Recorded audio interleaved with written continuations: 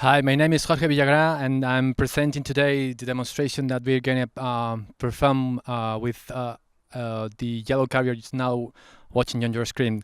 I'm presenting today AUTOPIA Program research activity, which is mainly based on cooperative systems and decision making.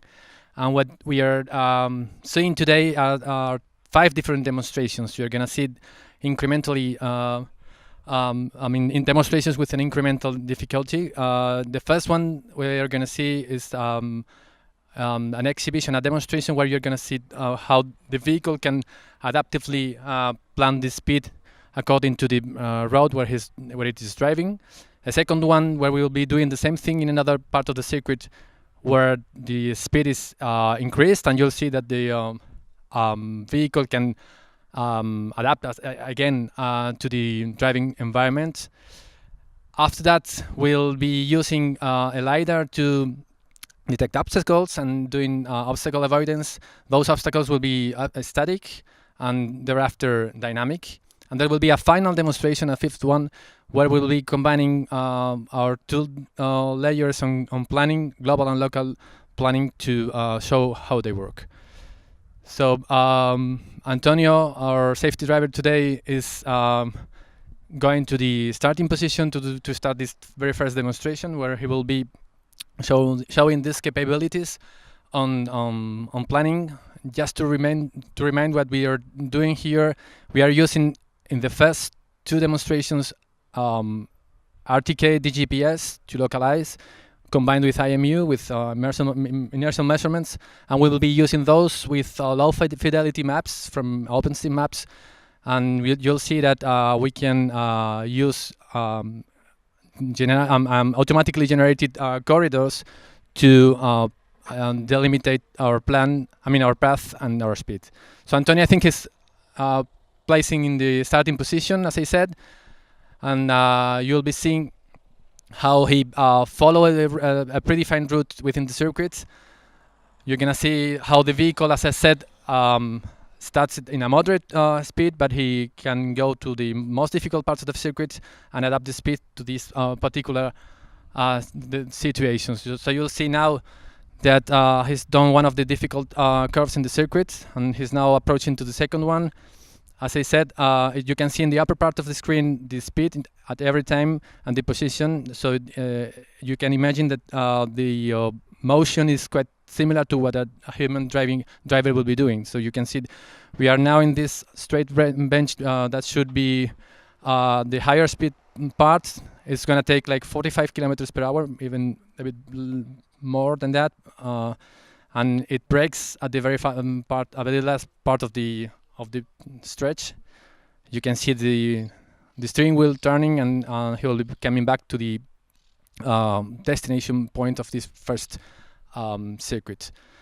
Well, just to let you know how we are organized in terms of hardware and software, we are using a middleware called lightweight communication and marshalling that allows us to plug in different components and different subsystems from other research centers and institutions, so we can cooperate within the vehicle using heterogeneous platforms and heterogeneous software components. This is regarding the integration part. As I said, in these 2 first demos, we are only using RTK and IMU. But one important thing is that we can use low fidelity maps, so we don't need high HD maps, and we can transform these low fidelity maps based on OpenStream Maps into driving corridors, which are safe and where the path can be planned safely and the speed adapted accordingly. So Antonio is now preparing to a second demonstration where we'll be doing something similar, but with a higher speed. So in general terms, when we say this is going to be in a higher speed, it means roughly that the comfort constraints will be modified. So lateral and longitudinal constraints were a bit strict in the previous one. Now they're a bit relaxed, and the driving experience is a bit more sportive. So I think now he's stopping, and he will start this, as I said, second demonstration where the speed will increase a little bit in some specific parts of the circuit. With respect to other demonstrations, what I would like you to pay your attention is in the cooperation between the global routing that we are now seeing on your screen. So Antonio selected a final point destination and the local planning that I mentioned before. Now in this particular demonstration that we are doing right now, we are including an additional complexity. We are introducing fixed or static obstacles in the stretch that Antonio is approaching right now, and the vehicle will avoid them in a safe way and always guarantee comfortable behavior of the vehicle. So you are seeing now he's seeing different boxes on the road, and he will turn the steering wheel automatically, so that as I said, safety and comfort are always guaranteed. Of course, always taking into consideration the final destination. So the global planner is doing its work, and the local planner is doing its work at the same time. We'll see in the final demonstration that those two can be merged and adaptively cooperate. Now he's he's preparing Antonio to the fourth part of this demonstration, where we'll be doing a kind of similar thing as in the previous one. He's selecting again a final destination in the HMI that we have in the vehicle. So it's an Android-based HMI. He selected a final point destination, and you're going to see how he can avoid not only static obstacles but also dynamic obstacles. So he's going to see pedestrians, and we'll see if he can avoid them. This is one of the the most exigent parts because of safety. We'll see to what extent we can meet this constraint. So now he's doing a stop there, but he's coming afterwards to another destination.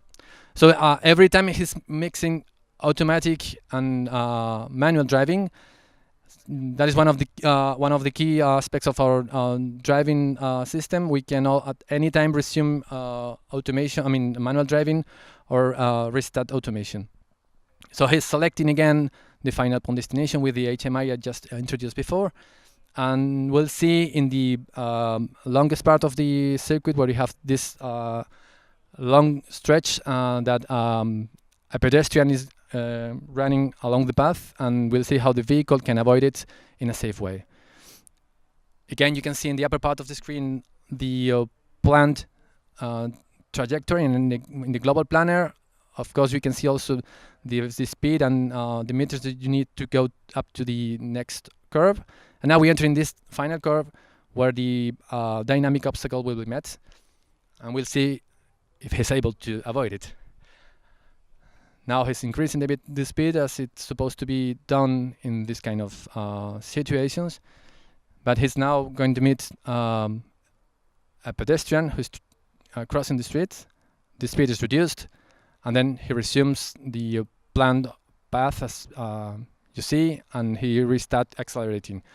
Of course, this depends a lot on the different situations that you can meet. If the pedestrian would have been in another position or having a different trajectory, the situation would have implied to avoid the pedestrian. And in any case, what we do to decide what to do is to estimate the position of the pedestrian or the vehicle, in any case, the dynamic obstacle in the future, and try to see if it collisions with our planned trajectory, and readapt the plan in case it is needed. Now we go for the fifth and final demonstration. As I said, in this final one, we are going to put together two of the main aspects that we are showing today here: the global planner and the local planner.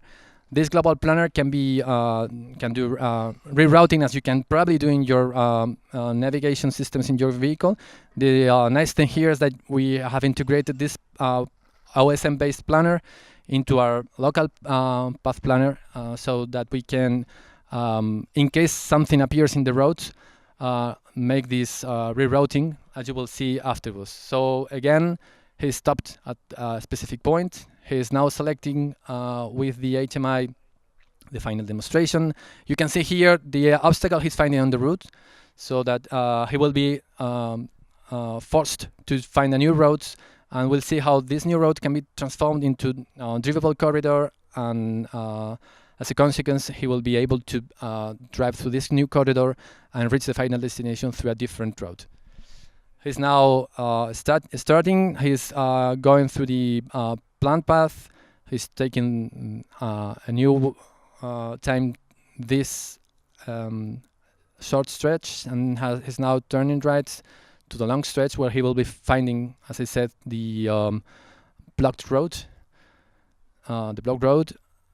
Now he's going to detect, as he did previously with the dynamic and static obstacles with the LiDAR, the works that we simulated with the previous images. And now you can see in the HMI that something is advised to the driver to let him know that everything is going on.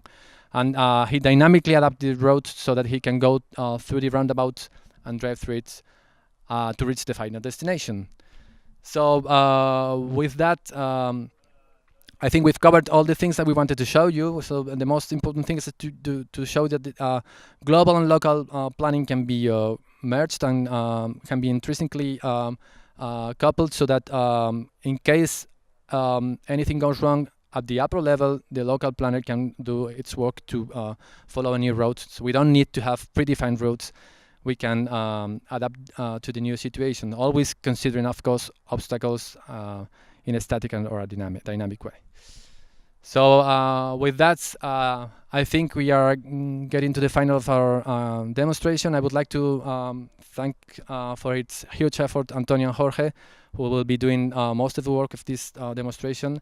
And I let you, with the final images of Antonio, shower your hands over the roof of the vehicle. Thank you.